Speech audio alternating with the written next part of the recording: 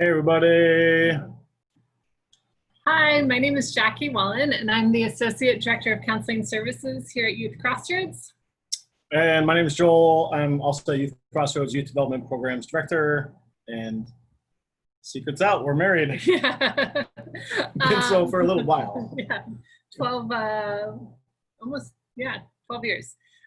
So today what we're talking about, this is the third in our series of 4 parenting workshops that we're doing here at Youth Crossroads this summer. So this one we're going to be focusing on the parents and just talking about how we can take care of ourselves in the midst of the pandemic, as we've got a lot of other responsibilities and things we've got to manage. I'm doing this shared screen thing, so I hope this is working for everyone. But I just want to specify right from the beginning, we as a community are experiencing this pandemic in a lot of different ways. For some people, it has been a time of sort of rest and a change of pace. Other people, this has been a really difficult time financially or health-wise or vocationally. And so we want to recognize while we are in the same storm, we might be in different boats. And so what we want to focus on today is just trying to figure out how we can help one another and help ourselves be stronger so that we can be there for our families. Yeah. So first off, let's talk a little bit about what's normal in a pandemic.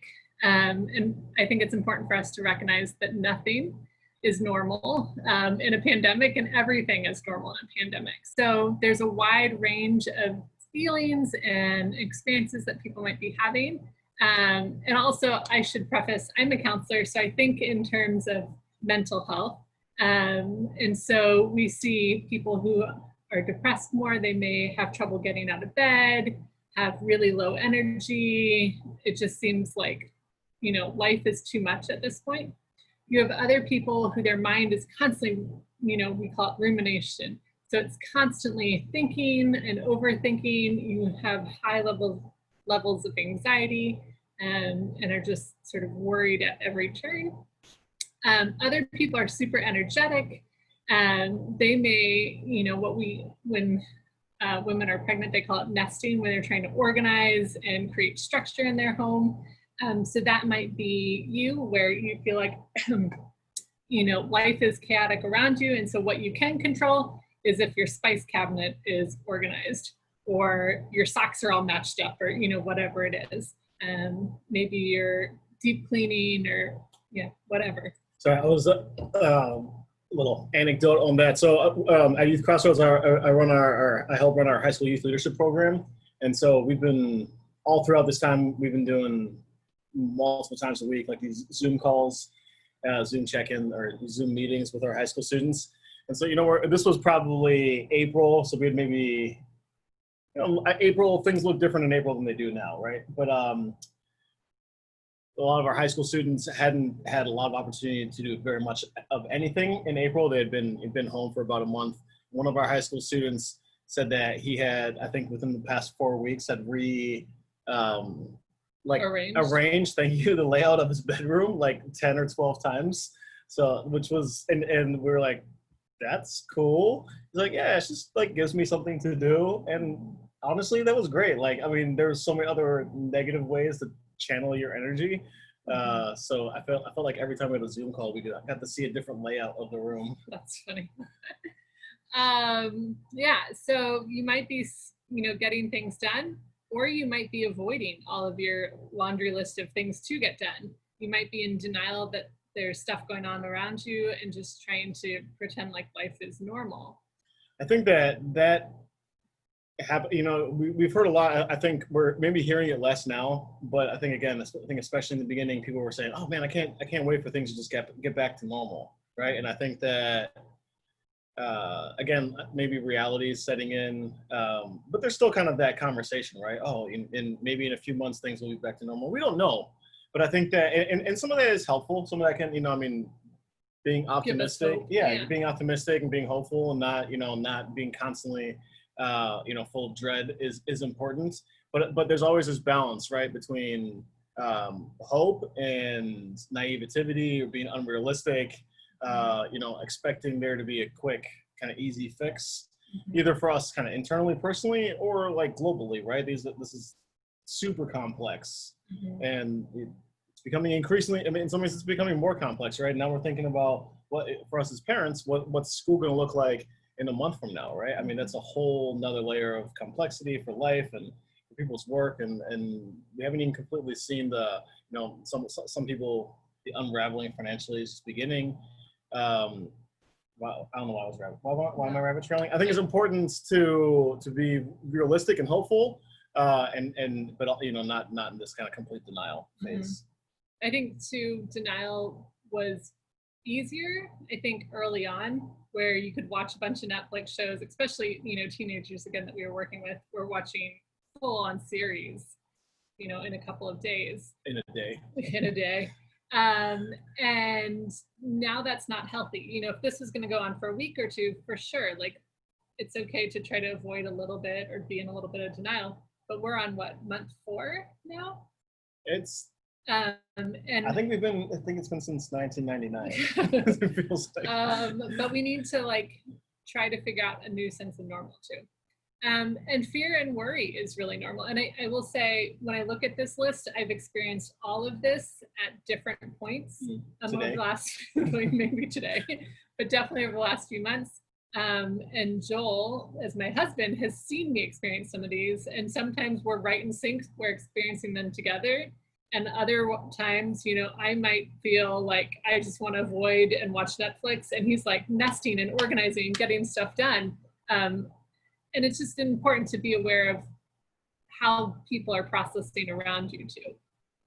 And sometimes you can help encourage them, and sometimes you can extend them some grace if they're in a deep, dark place. And I just want to say, your title is what's normal in a pandemic? We haven't seen a pandemic like this in the world in over 100 years, right? So I think it's what's normal in a crisis and in a prolonged crisis, right? Yeah. So you might have seen some of these similar things in other kind of, if you think about some other crisis times in your life, there's probably some comparisons, but there's also some uniquenesses in the fact that this is protracted. Yeah. So one thing I want us to make sure is that we pay attention to how we're feeling. And I use this example of the car dashboard because, frankly, I don't know what some of those icons mean. But those are fake, right? I mean, some of them. I don't think any of them are fake. Although the bottom right one, I have no idea. Swirly lines? I mean, that's just like a little kid's drawing. Yeah, but I think it's important for us to pay attention to these warning signs that our bodies are telling us. For me, when I get stressed out, my shoulders and neck feel a lot of pain. People get really bad headaches. So pay attention to some of those warning signs. If you're getting more irritable or crabby, you're not eating as much, you're eating more, you're sleeping more or sleeping less. Those are signs that, we need to pay attention, and we need to do something to take care of ourselves. Last week, we talked about the importance of doing these self check-ins, and I know this is primarily focused today on parents, but this is also things that you can do either in conversation with your children, or if maybe they're not the age where you can have that conversation with them. These are things that you can do with them too, right? Are there times when are they acting more irritable? Are they acting out more? And why is that the case, right? And depending on the age of your kid, they may be more willing to share, or it might be more obvious. So yeah, sometimes you have to ask questions and be patient.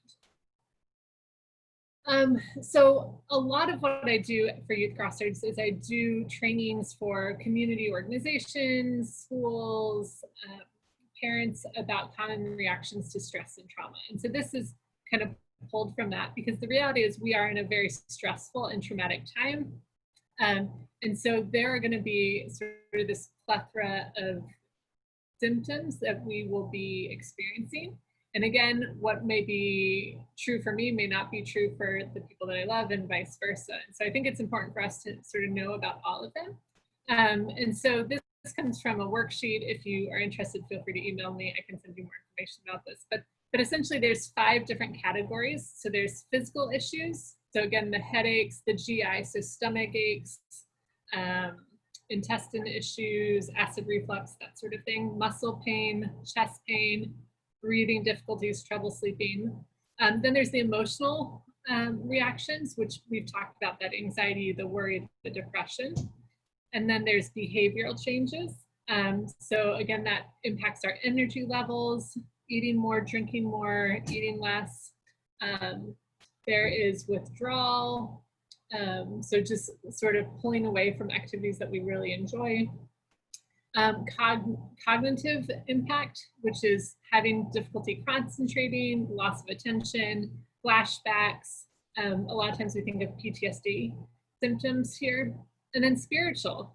And I think that this is oftentimes one we forget about, that people feel angry at God. Maybe they may have a crisis of faith. They may pull away from their faith community, especially, you know, in a time where we're not necessarily participating in person with our faith community. So these are all common reactions, and it's important to just pay attention to. None of them are independently alarming. They're all very normal. But if you are experiencing a lot of them or they're not going away, it's definitely something we should pay attention to. So, question for you. If you're, let's say, someone's listening to this, they're like, wow, like in the past 3 weeks, I mean, you know, in the past four months, I've ticked off on a bunch of these, but most specifically in the past 3 weeks, you know, I'm getting increasingly more concerned about, you know, the additional unemployment that, you know, that the government's been providing. It's going to go away, whatever. Mm-hmm. There's some additional stresses, and, you know, I'm stressed about, for us, right? Like about our kids going back to school and navigating that, whatever that even means. At what point should somebody be like you concerned? said, yeah, some of the stuff is normal. I mean, like, you know, this is like, if you check 3 or more, right, do this. I mean, I know that there's no formula. Yeah. Honestly, I wish there was, because that'd be easier to teach. But the reality is, if it's hindering your life, and you look around and you're like, wow, this is more significant than the people around me, or this feels overwhelming. So if it feels overwhelming to you, then you should get help. Or if other people are concerned about you, I would encourage you to get help as well. If there's a significant change and it doesn't go away after a couple of days, the problem with this compared to, you know, your typical trauma. So let's say there was a house fire. Normally you have this heightened reaction for 72 hours. And so you're going to be very on edge. And then after about a week, you sort of settle into a new routine. And it doesn't mean that you aren't traumatized or there aren't going to be these triggers that bring that trauma back up. But your brain has sort of filed that away. And so that's more in long-term memory rather than sort of right in front of you. The problem with this is, in this situation, every day we are still in this. And so it's not going away. And so our brain is really struggling to sort of file and organize and push this back into long-term memory. So that doesn't incredibly answer your question, but I would say that if you are concerned about any of these, feel free to reach out to us. I would love to have a conversation with any of you guys or any of our counselors at Youth Crossroads, and we can sort of talk through some stuff in 20, 30 minutes with you and say, hey, you know, you might want to get some help, or that's pretty normal, but here are some things that you could do to help alleviate some of that distress. If that makes sense. I think also, that's great, thank you. You know, if possible, have people that can be in your life that can gauge this stuff. Sometimes, you know, you might be so deep into it, you're not able to be completely honest with yourself. Mm-hmm. So if you're able, you know, if you have a partner, a spouse, a friend, a family member, you know, that you have a trusting relationship with that can gauge some of this stuff for you. I mean, we do this for ourselves, for each other, for ourselves. Hopefully both. for each other. I mean, man, we've done this quite frequently in the past few months. I'd say that, and then I'd say maybe the other thing is, if you're able to, you know, if there's an opportunity to do like a little bit of a change of scene, you know, so maybe you're really ticking off on whatever, one of these categories, and you're able to acknowledge it, and then you're able to make like a course adjustment, right? Mm-hmm. So maybe you're like, hey, you know, I'm not sleeping well, and, you know, I'm eating significantly more. I'm going to the fridge every 37 minutes. And so you make an adjustment. Maybe you like incorporate some time walking or running outside or something like that. And to see if making some changes produces like a better outcome. Is that like, rather than, yeah, I know you like to use the word wallow, yeah, rather than kind of wallowing and staying where you're at. Is that yeah. I know for me personally, sometimes I'm just having a bad day and I need to wallow. And so Yeah. I'll tell Joel, hey, I'm just gonna, go upstairs and I'll watch TV for a little while and I'm just gonna be sad tonight and tomorrow I'll be okay. And I give myself that permission to be sad. And that allows me to really feel that. And then the next day I'm able to go, okay, I've like dealt with that emotion. I didn't stuff it. I didn't hide it. And now I can be a bit more productive. And that really helps. Yeah. So we're going to talk more too about what we can do about it right now. So one of the things Nice transition. is focus on what we can control. And that's really hard in this time. A lot of us, again, are trying to figure out, what does school look like for our kids? How can we, keep our families as healthy as possible? And we really don't have as much control as maybe we'd like to think we do, or that we've had in the past. But what can we control? We can, make sure everyone's wearing masks when they're out. We can have hand sanitizer in the car. We can spend time together as a family. These are some things that we can control. We can make sure that, our laundry gets done at a decent time and it's not overwhelming. Our house isn't terribly messy, right? So this allows us to feel a sense of control. Again, back to that nesting thing. So because we get that sense of control fulfilled in other ways, it can help us deal with sort of the COVID crisis right now. Yeah. I had it, and you looked at me and I forgot. Sorry. What was I gonna say? I think if you're able to kind of take it again, like what we're talking again, sometimes you're really deep into the stuff, and I'm not trying to be dismissive of that. Like, I acknowledge that, and I acknowledge this, what's going on right now. If you're able to take a little bit of a step back, you might be able to realize that there are certain things you can do, right? So you probably can't control what your kids' school district is going to do, this up for August, September, right? But you can do, what you can control is, all right, let me talk to a few other parents. We just sat down yesterday, right? We're like, okay, we don't know what the school district is going to do. This is really stressful. Okay, what can we do? We're like, all right, let's do something like a quick text or phone call brainstorming session with half a dozen other parents, just to get more information, just to see what other people are doing. And so we can't control the school districts. We can't control their decisions. We can control us becoming a little bit more informed.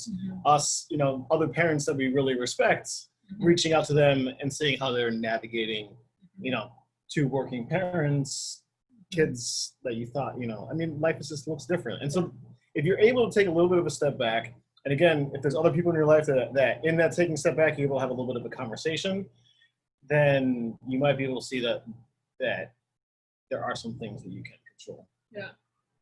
I think another big tip is just focusing on gratitude and being thankful.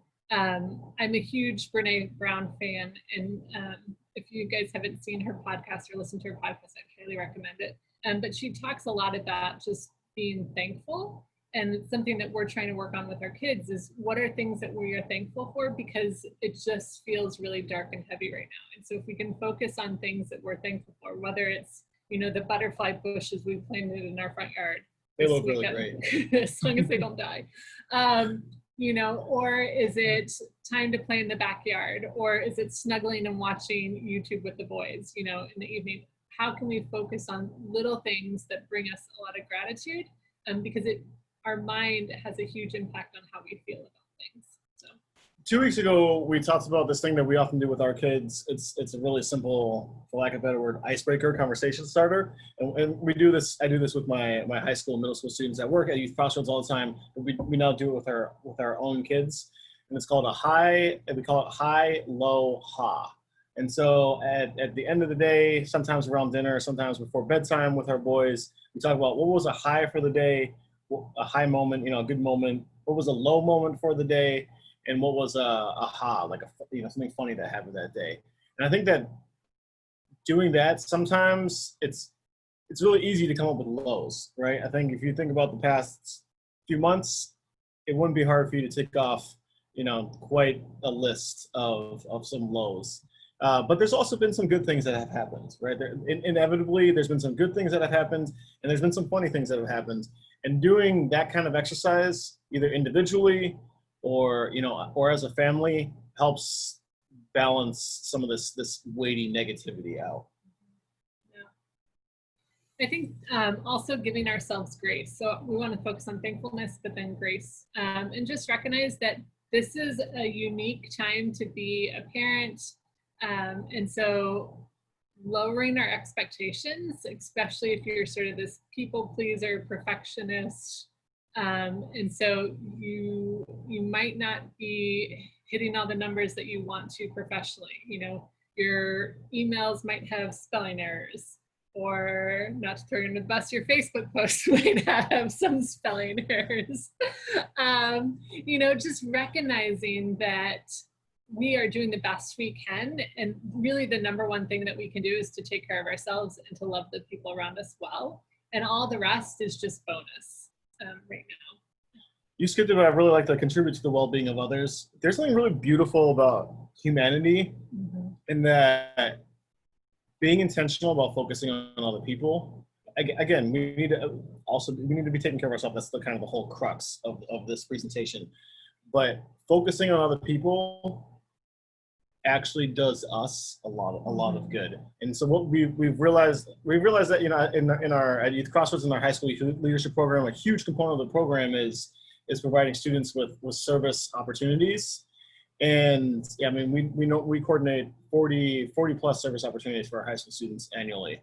And they benefit so much from those opportunities, both in their ability to learn, they learn about the world, but also just in their own kind of self-worth, self-efficacy, really feeling like they can make a difference, make a positive impact in the world and society.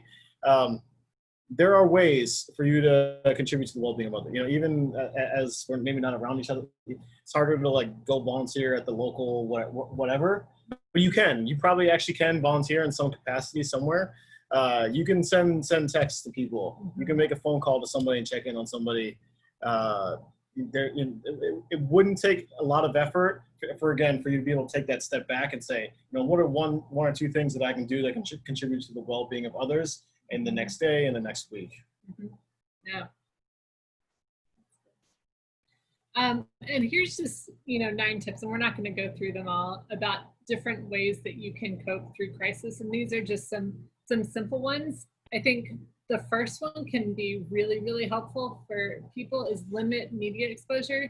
Pay attention to what you're putting in your mind. How much are you watching the news, reading Facebook stuff, all of that kind of, how are we putting information into our heads?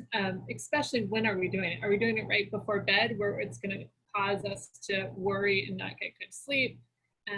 Are we listening to accurate people? Are we listening to a lot of people's opinions or false information or things like that? So just be really careful with what you're paying attention to through all of this. Yesterday, 2 days ago, I was listening to an interview. This is about point number 2. He was from it wasn't the CDC, it was like the Center for Infectious Disease Research Institute of the United States, of something, a lot of acronyms. Very, very well-spoken person. And what I really appreciated, he talked about all kinds of different things with COVID. One of the things he said was the phrase social distancing is a really, really bad phrase. And what we know about the virus is it's not social distancing, it's physical distancing.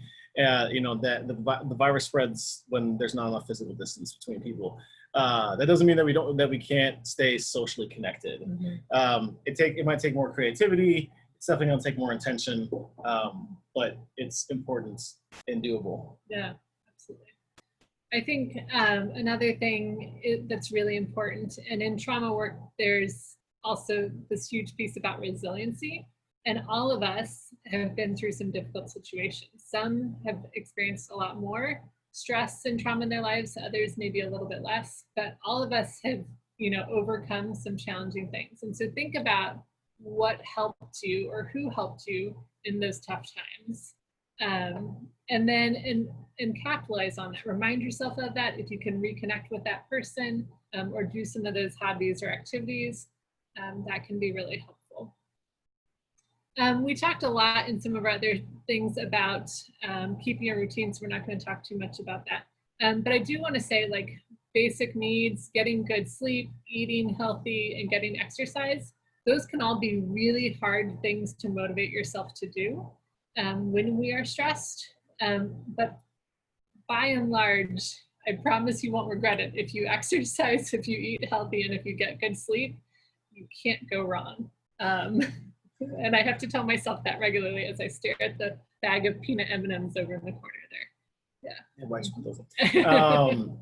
I think, if you take a look at this list, the interplay of some of these, right? So maybe number one, you've just drastically increased your exposure to media, and maybe that's creeping in on high quality. Excuse me. I think I have a peanut stuck in my throat. I might have snuck some before this. So you drastically increase your exposure to media, and that's creeping in on having high quality, high quantity sleep. So to see how there's an interplay between all nine of these. Mm-hmm. Yeah.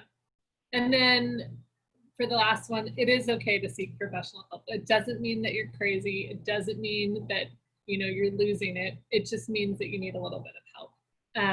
And as a counselor, I just want to, clarify or validate.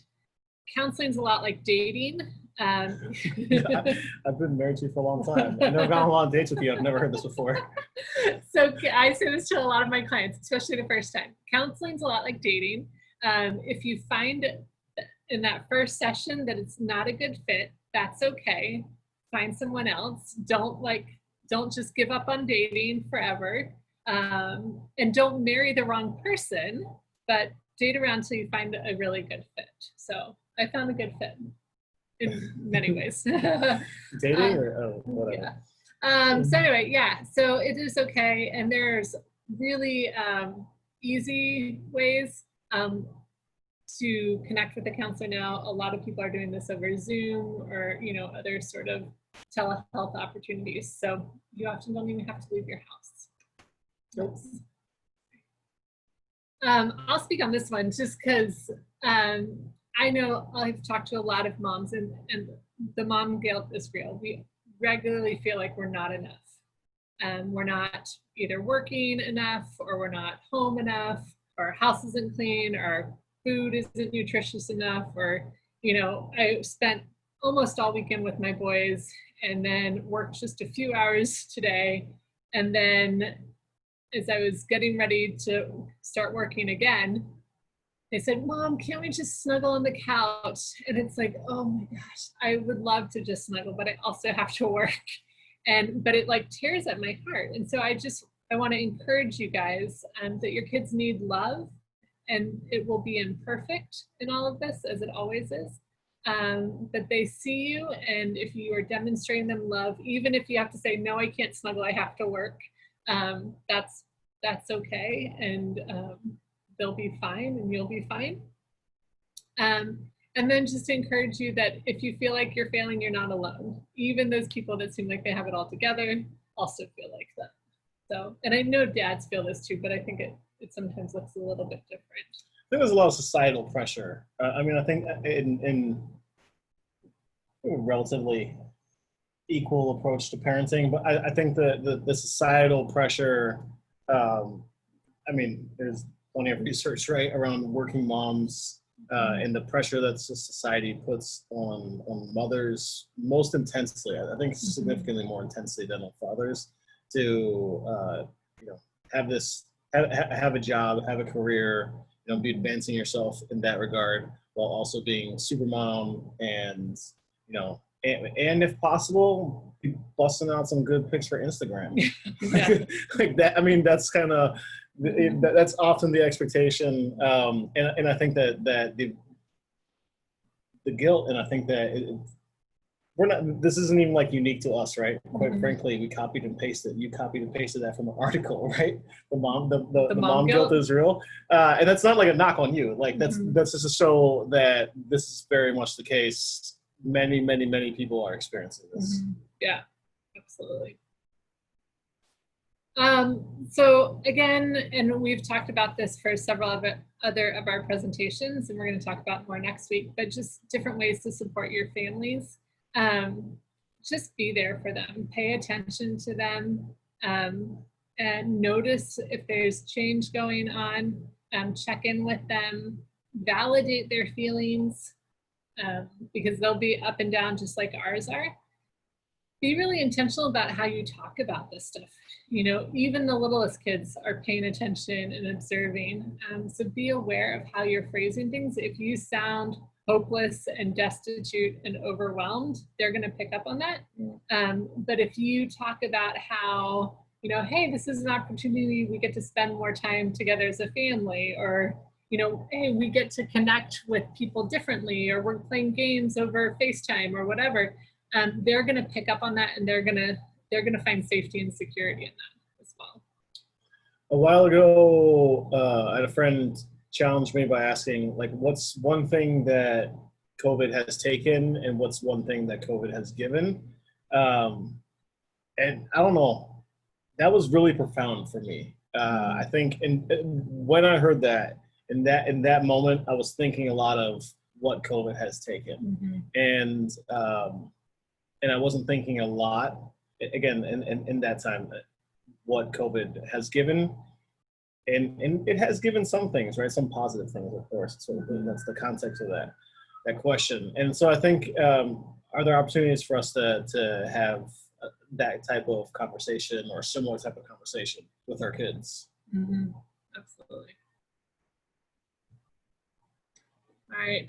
And then we just kind of want to end with, it's okay to not be okay, right? May was Mental Health Awareness Month, which I had originally planned on doing this presentation. Actually, I did part of this presentation for the school districts. And then you lowered your expectations. You're like, I'm going to do this presentation in May, and then you lowered your expectations. And I'm going to reuse some of it for July. You binge watched some Netflix, and then we're like doing this in July. Yeah, exactly. Thanks. No, but and we actually started a campaign, the Sister Community Collaborative, to talk about mental health awareness and just reaching out and getting support. So again, if you're not feeling okay, talk to someone. There's plenty of different organizations. And really, the best way to take care of ourselves or take care of our loved ones is to take care of ourselves. So do you want to explain this really fast? Yeah, it might seem like a decade ago that people were flying on planes. You know, there was like, it's like weird to think that there was a time not very long ago where airlines were considering not having seats that you sat in, but seats that you stood in, so they could like pack in more passengers. It's like that's something that COVID has taken. Right. Standing room only airplanes. Anyways, sorry. That's a true story, by the way. They're like, I think Spirit Airline was trying to get a patent for that. If you have flown, and you have actually listened to the safety, the video or presentation talk that they do in the beginning. The interesting, I always, it's not interesting, but they always say, you know, if you are, if you're responsible for someone else, in the case of, what is it, like emergency and the cabin loses pressure, if you're responsible for somebody else, put the oxygen mask on yourself first before you put it on, on the person that you're responsible for. And I heard that a long time ago, and then I became a parent, and I heard it again in the context of being a parent. And I think that you can imagine, right? There's an emergency on an airplane, and everyone is panicking. And out of the goodness and love, genuine love and care for your child, what are you going to do? You're going to scramble and try to make sure that your kid has oxygen. But and that's similar to, we're in a crisis right now, right? And I think as parents, we want to scramble and make sure that our kid is taken care of. And obviously that's important. The airlines never say, put an oxygen mask on yourself and then not on your 3-year-old. You know, you have to also put an oxygen mask on the other person, but that, you know, we need to be giving out of the overflow. You know, if I once heard a similar kind of analogy that you need to have a full cup so that you're pouring into other people out of the overflow of your own cup. So there is a way, obviously, we have plenty of examples in the world of selfishness, but there is a way to be healthily selfish and to make sure that in caring for yourself, you're caring for other people, and in prioritizing, you know, and you taking some time away from your kids to exercise is actually a really loving act for them, right? Now, if you're exercising 3 or 4 hours a day and your kids feel neglected and they're binge watching Netflix because of that, and you haven't talked to them in 3 days, then, you know, maybe there's not healthy balance in your life. Take care of yourself first. Put the oxygen mask on yourself. What is and that's the question maybe for you, right? What is the proverbial oxygen mask in your life? You know, I think exercise has been a big thing for you, right? And as a family, new thing. That's what COVID has brought, is better exercise. But you've heavily prioritized that, and I think the whole family is better for that.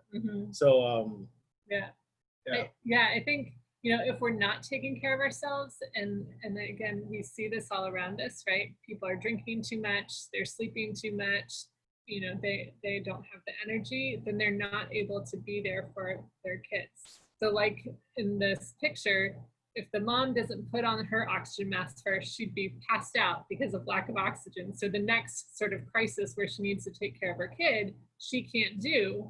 Her kid has the oxygen, but she, you know, can't do anything else to help. So what can you do so that puts you in a position where you can continue to be there and support and help your kids in all of this? So we just want to encourage you to take care of yourself. And here are some just different articles that we pulled parts of this presentation from. There's that podcast that I recommended. There's a lot of just different resources out there to support parents through all of this. If you do have any questions, again, feel free to reach out to us at Youth Crossroads. We would love to support you.